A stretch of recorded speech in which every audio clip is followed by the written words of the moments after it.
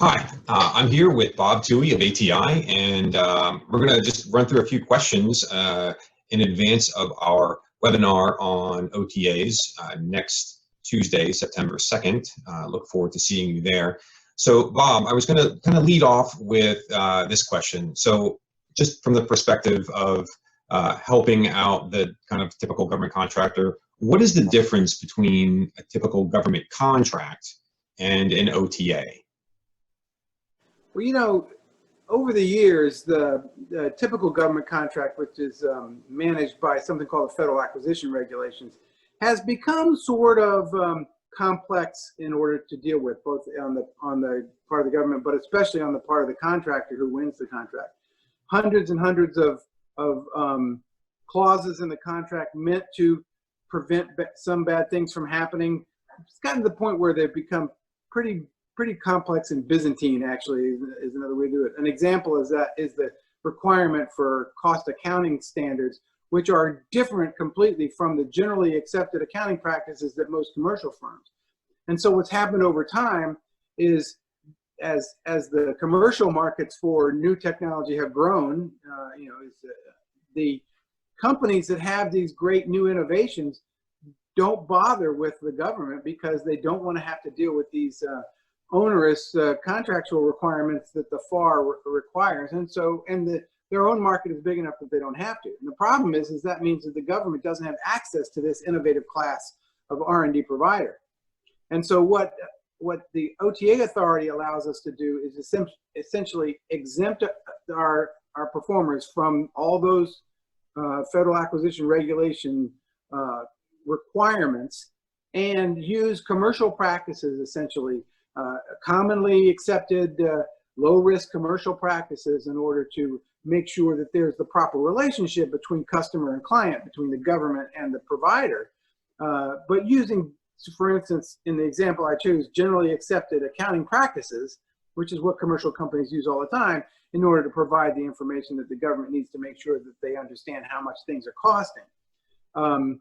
Without that, I think that we would continue as a government to be unable to get hold of these really amazing disruptive technologies that are being built for the commercial world now, and be stuck in previous generations in government technology.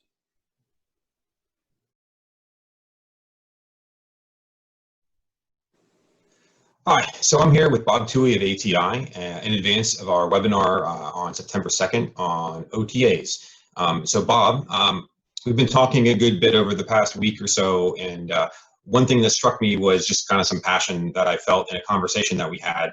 So I want to just kind of ask this question is, what has you excited as we kind of close out the 2020 fiscal year and run into 2021? What has you excited about the OTA environment?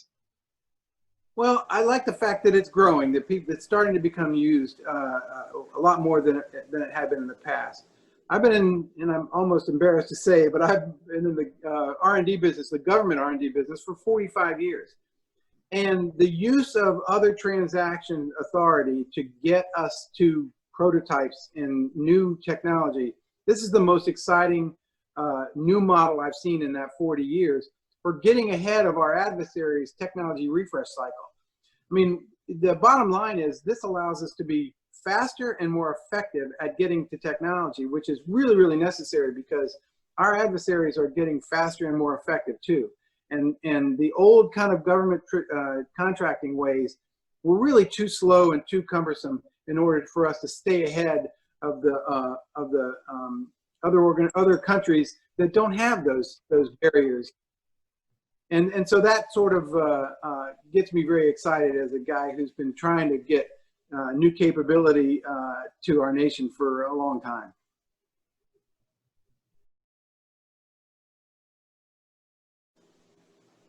Hi, I'm here with Bob Tuohy of ATI in advance of our webinar next Tuesday, September 2nd on OTAs. And so, Bob, I was impressed in kind of, as I got to know more and more about ATI, and your relationship to these OTA consortia, just the success that you've had. If you look at the total number of OTAs in existence and the amount that you're managing, it's like 50%. It's 13 out of 26 OTAs that ATI is managing. So what do you attribute that success to?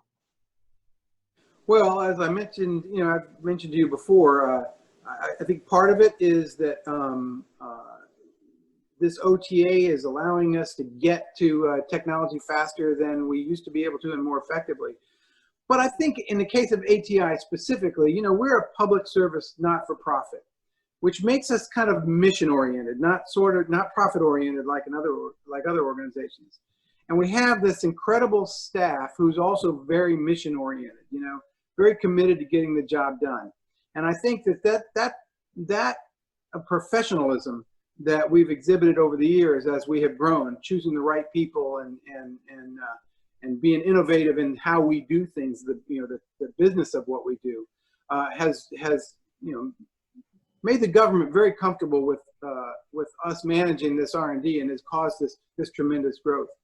And an interesting point now that I like to mention nowadays is that that commitment, that mission-oriented focus on the part of the staff, has really shown up this year, as because of the pandemic, the entire staff went remote from home in March. And not only did we not lose any productivity, but we will do much more R&D this year than we've ever done before.